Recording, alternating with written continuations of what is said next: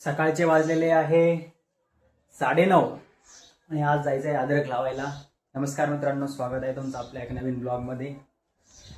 तर आज अद्रक लावायची आहे. तर पाणी घेऊन निघालेलं आहे, कॅन घेऊन. ही आपली गाडी. आता निघायचं आहे आपल्याला शेतामध्ये. चला तर मग भेटूया शेतात जाऊन डायरेक्ट. तर मित्रांनो, आलेलो आपण शेतात आणि हे आपलं मिरचीचा प्लॉट आहे. की झाडं आकडूच राहिली, की झाडं आकडूच राहिले म्हणलं. आपलं ना मिरच्याचा जो प्लॉट आहे त्याच्यावरती कोणता तरी व्हायरस आलेला आहे आणि मिरच्याचे झाड जे आखडत आहे. आतापर्यंत पाऊस येत नव्हता, पाऊस इकून तिकून आला, तर आता हा अशा प्रकारचा व्हायरस आलेला आहे. काय करणार, जाऊ द्या. चला आता अद्रकीच्या वावरात. पाऊस चांगला झालेला आहे, बघू शकता तुम्ही.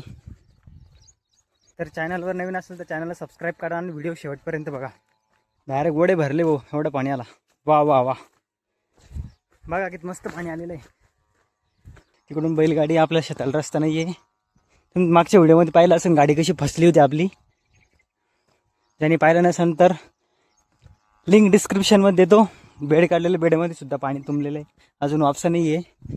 हे तर आपण अद्रक ठेवलेली आहे. विहिरीला आलं का काय पाणी, हे बघा विहिरी भरली. तर मित्रांनो हे बघा, तुम्ही म्हणसाल हे कायचे झाडं आहे एवढे वाळलेले. तर मित्रांनो, ही सीताफळाची बाग आहे आणि तिकडे आपली बैलगाडी आलेली आहे आणि आपल्याला जायचं आहे आता वखरण ते डोक्यावर घेऊन, बैल खाली हातानं. ही बैलगाडी मग काय भाऊ, घेतली भाऊ 20 लिटरचे कॅन डायरेक्ट डोक्यावरती आणि निघालो शेतात. मग एवढा गार आहे, बैलगाडी जात नाही, तिकडे फसली असती मागं. मग काय भाऊ, लावले भाऊ आता तासा करणं आणि थोड्याच वेळात अद्रक लावायला सुरुवात करणं.